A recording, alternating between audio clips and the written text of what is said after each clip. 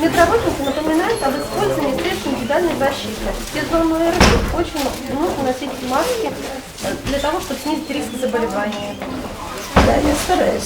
Надежда Васильевна Соколова в поликлинику пришла оформлять санаторно-курортную карту. Медицинский работник вручил женщине информационную листовку. Надежда Васильевна посчитала ее полезной. Сезон простудных заболеваний ОРВИ, ОРЗ, гриппа еще не прошел. В связи со сложившейся ситуацией вокруг новой коронавирусной инфекции к рекомендациям медиков стоит прислушиваться. Стараться меньше посещать людные места.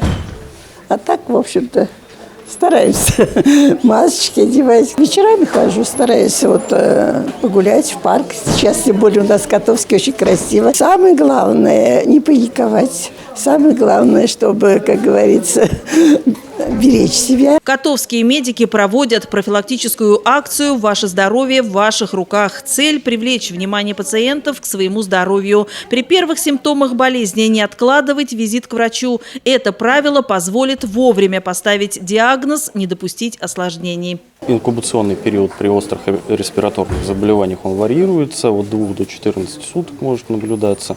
Как раз проявляется он либо повышением температуры, либо возникновением кашля сухого или влажного, в зависимости уже от природы возбудителя. Смертность пациентов происходит не от самого заболевания ОРЗ или ОРВИ, а происходит от осложнений. Осложнения – это чаще всего пневмония. То есть как раз для того, чтобы избежать данных осложнений, мы пациентов и лечим уже в условиях поликлинического звена или в условиях стационара. Симптомы коронавируса сходны с простудой и гриппом. Обычно у больных постепенно поднимается температура, начинается сухой кашель, ощущается слабость. Реже ломит тело, закладывает нос, болит горло, появляются насморк, диарея или рвота. Идентичные способы профилактики. Напоминаем пациентам, что необходимо носить маску. Маску необходимо менять каждые 2-3 часа. Моем руки, обрабатываем руки дезинфицирующими спиртовыми растворами, антисептиками. Реже посещаем людные места. При чихании и кашле закрываем рот либо рукой, либо салфеткой, после чего салфетку мы утилизируем, не храним с собой.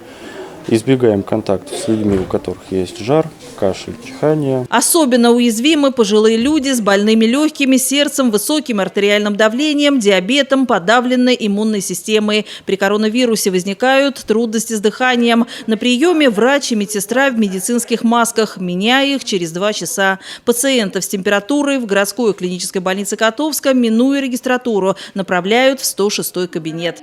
Что беспокоит? Горло, которое никогда не болело, и кашель сухой.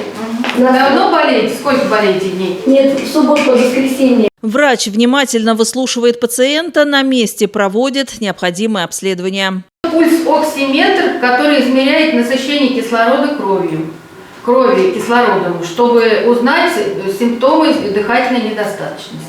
Вот мы проверяем насыщение, она должна быть в районе 99%. Если это меньше, уже предпринимаем меры, то есть проверяем спирографию, дыхательную функцию, рентген легких, и если есть необходимость, направляем в стационар. Самостоятельное лечение усугубляет любое заболевание. Здоровье не прощает беспечности.